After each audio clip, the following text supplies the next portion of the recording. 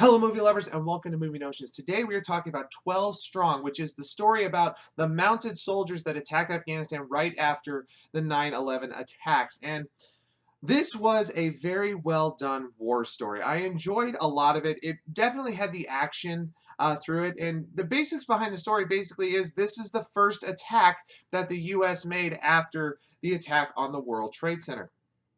And it's sort of the story about how the whole group was chosen, why they were chosen, what they were doing. And what's interesting about this whole story is when it first happened back in 2001, it was classified.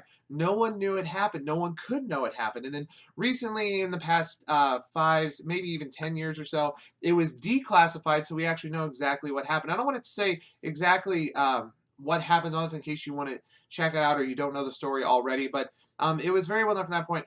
When it comes to the movie making aspects, part of this you could obviously tell were Hollywooded up. Or when I say that, they were definitely made for theatrics, cinematic effect, everything that definitely would not happen most likely on a battlefield. I mean, there was a few times where like the entire fighting stopped around and they focused on this one little confrontation of like one major character and another major character and everything. It was just very it was very obvious, but it didn't take away from the story. You still got the whole story. It was very chronologically correct in how everything went through. At the end of the whole movie, they actually showed a picture of the real troop and how they did the facial hair and everything in the movie. It was actually quite well done on all of that. And that whole trying to give basically recognition is what the whole movie was about. And when you do try to give recognition to something, sometimes you lose a few of the storytelling elements. With this entire story, we open up, and Chris Hemsworth, who, by the way, while we all know that he plays Thor, really gets away from that persona in this. You could tell they really do a good job at not overdoing the Thor thing. You can really tell that he is a whole new character. But basically, he has taken a desk job and because he wants me near his family. And if any of you know anything about me or what you've seen before, I will not take anything away from someone who wants to do that. Family needs to come first. You need to do what's right for your family before you do what's right for other people. So he takes a desk job, and all of a sudden his troop is without a commander. Okay, then 9/11 happens. He sees it on the news. He's like, I want back in. There's like a 10, 15-minute sort of thing that happens that brings him back in and gives him command over all of that before anything starts. And it's an interesting to show sort of that brotherhood between it. I mean, when it comes to the dialogue, it's like a lot of other war movies you would have seen. There's cursing back and forth, dirty jokes. I mean, it's one of those. There's nothing really new that goes with it, but the story itself is just so amazing to watch, and the whole event is just phenomenal to see. And one of the things they actually took you in depth on was sort of not just the attack that it was doing, but the sort of political influences that were around it. Because not only do you have the U.S. doing this attack, but you've got the different tribes that were sort of fighting the same enemy, sort of an enemy of my enemy is my friend type of situation, but they still don't like each other. So I was trying to get along with that. And that's sort of what was woven into the story and what I thought really added to the whole what was going on there because you only see really what happens on the news, and this gave you that inside story.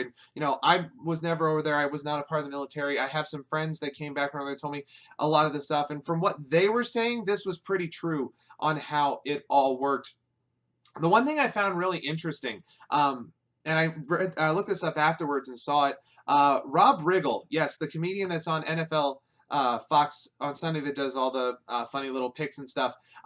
He actually had a role in this film.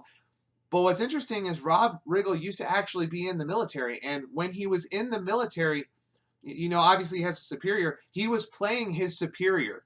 Like he was playing that actual person in this movie, and it was just very well done. Very strong performances. Like I said, there wasn't much character development because this was more of a get it out there, show you sort of how it is. But the cinematic elements, the action elements, the story in between everything, it was very, very well done. I was highly entertained all the way throughout. If I was to give it any sort of ratings, was it a good movie? Yes, it was a great movie. It kept me entertained the whole time. Would I recommend to go see it? Yes, I would recommend that everybody goes and see this. It's a story that needs to be heard. Like I said earlier, these guys didn't get the recognition right after it happened. They're getting it now, and they really, really deserve that recognition for what they did. And you need to go see the movie or at least read about it to find out what that is. What age would I recommend people go see this? I would say 16 or 17. They don't shy away from the actual gore and sort of graphicness of war. There are a few guts and explosion and everything that happen around. Plus, like I said, there are jokes, comments, everything that you probably need to be a little bit older, not just to understand, but to really, you know, it's just not appropriate for very young children. Like I said, 15 or 16 is probably a good age to do this. But anyway, guys, thanks for watching. If you could hit the subscribe button down below. If you enjoy movies, I'm going to keep doing these for a while. I really enjoy talking about them. I'm hoping you enjoy them as well. Also, hit a like button for all those men and women that are out there fighting for us. And make sure you show them your support. Anyway, guys, thanks for watching. God bless all of you. And that's a wrap.